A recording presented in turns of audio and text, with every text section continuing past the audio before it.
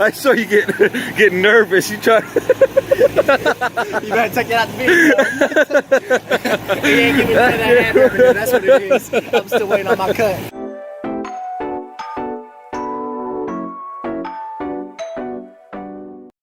Oh yeah. So what we're gonna do? If you wanna check this in cooling mode to test these package units, the train style. You want to short across these two here. Use that little wrench. Okay. That's what I'll use. And do what? Just make sure you only touch the. It's not high voltage, but just make sure you only touch the rubber. Just touch across these two and hold it. I have the right idea, right? Yeah, exactly. You got it.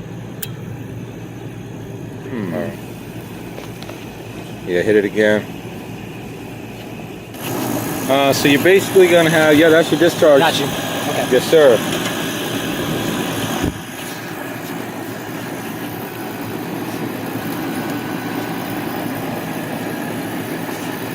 So what we're gonna want to do, get those probes on there.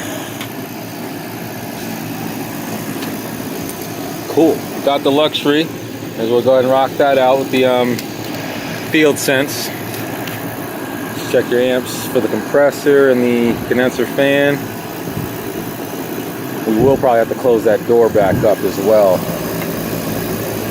So I'll put that kind of where that's pulling in air, so you're gonna have slightly higher head pressure like that. So you see we got you see our compressor phases here? Yeah, I was looking at these. Can I check one of those? Absolutely, yeah. See what you got on all of them.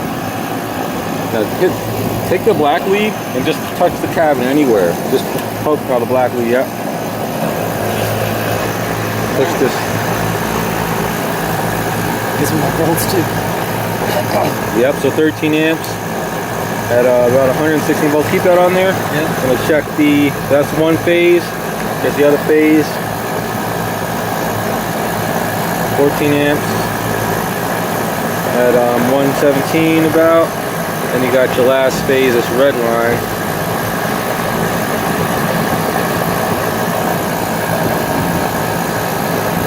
$13 amps at 116. So yeah, that's all good. If you want to check the condenser fan motor, just pop this open.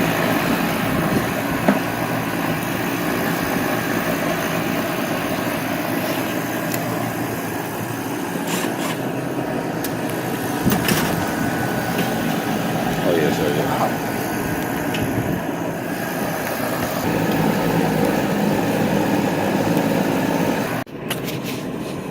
What do we got there? I'm looking. Huh. Low superheat, 3.7. What is this? Is this a piston? What kind of meter Good question. I believe it is going to be a TXV. Is it? No, it doesn't. Should be a TXV, but either way, I think the head pressure is a bit high. Yeah, which sucks. 400 psi on the head pressure. Yeah, so what that's meaning, 300 more than the low side. look at that subcooling as well. Yep, it's pretty high. The superheat kind of stabilized on us though. Hopefully, I'm able to even see that. Yeah, here, I got to the brightness up. Oh, that's as far as it goes. No, that's all good. All right, so based off these pressures and temperatures right off the back, you can tell there's issues with heat rejection, just due to that elevated head pressure and liquid line temperature. Those are the two main things you want to be looking at when diagnosing whether or not your condenser coil is improperly rejecting heat, whether it be due to the fact of a dirty condenser coil or a weak condenser fan due to a weak capacitor, or even the fan blade actually too high or low within the actual shroud. So yeah, these are just a couple things that I like to look at whenever I'm diagnosing heat rejection issues. So yeah, that's probably that's an indication to me of improper heat rejection. Take a look at this. So we can feel, like right in this area, a good. I don't feel anything coming out over here. Not really, right? Right at the top area, it's not. There's not much coming off, but there's a little bit of rejection here, right? Yeah. So that shows you this screen's not doing very well for us. Hopefully we can clean this out. See how big these holes are? So whatever little small deposits are getting through that. Yeah, they usually say $1 bill. You seen the $1 bill trick before? But yeah, what are you looking for? basically it should fly off. But you see how it's just sitting there? Wow, okay. I saw you get nervous. You try. You better take it out the video. He ain't giving me that hand revenue, that's what it is. I'm still waiting on my cut. I respect it. But you see how that thing was sitting there? Look how bad that looks. Look how stuck that Man, is. you can't even get it. That's all lint, ain't That's that? packed in every nuance. This vial. So yeah, we're gonna try to see what we can do with it. It's bad, it's packed. Okay. So basically what you're checking, those were your taps. That's your speed taps. Okay, That yeah. you just checked. So that's gonna be 24 volts. So we're not gonna have anything on that. So let's go ahead and take a look at our high voltage going in.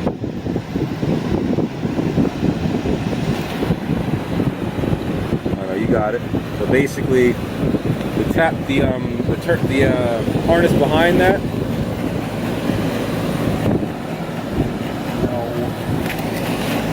So trace this harness here. See this harness here? Yeah. That harness has got your high voltage going in. So yeah, whatever wire. There you go. Whoops. Nice. Yeah, that was weird. So let's do this as well, just for the heck of it, right? We may as well. We've got the luxury. Go ahead and ground that out. Let's make sure it's all the way in the. It's got to all be in this little. This kind of weak, man. Not very stable, is it?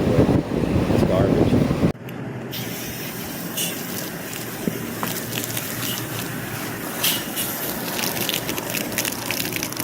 Nice.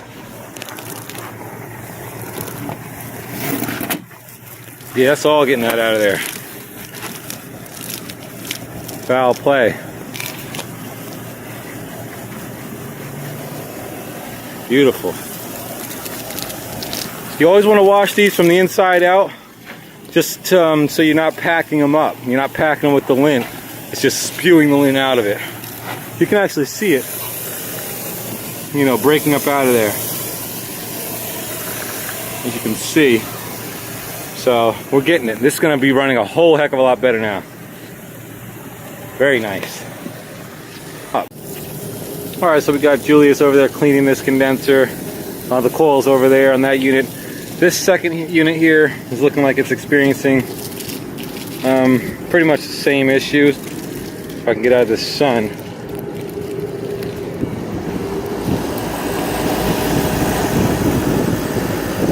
Looks like it's based off these pressures. You can see I've got no subcooling, but I also have a high liquid line saturation. So take a look at our temperature split. 16 degrees. It's kind of low. So if I were to guess based off these pressures, I'd say look at our approach as well. It's off the charts. Line temperature is pretty high. So we're looking like it's most likely going to be dirty coil, maybe slightly undercharged as well. So we're going to get this coil clean as well. As you can see with all that lint buildup, you know, these screens aren't doing anything to stop that fine lint buildup. And once again, we can check up here. We don't have very much discharge down the center, so we just need to clean these coils. Just spewing all of that lint out of there.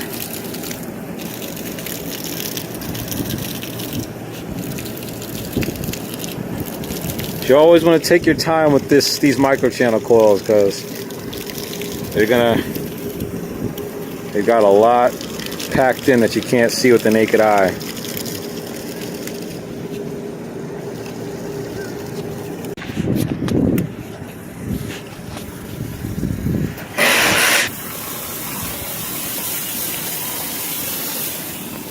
So you ready to put that? Are you ready to put that 5 on the line again and see Oh, if? no. You ready to see if this thing is You see if we put that 5 on the line. You see if this thing is gonna spit it out off the rooftop? It's a pretty high roof, man. So let's see. It's a pretty high. It's a gamble, man. Oh! Uh-oh. Well, it's better than it was last time, right? Last Yeah. time I didn't fly anyway. Exactly. So that's the way she should be running right there, man, with the clean coil. So awesome, man. Appreciate you. Crap is big, man. Cool. All right, on the next.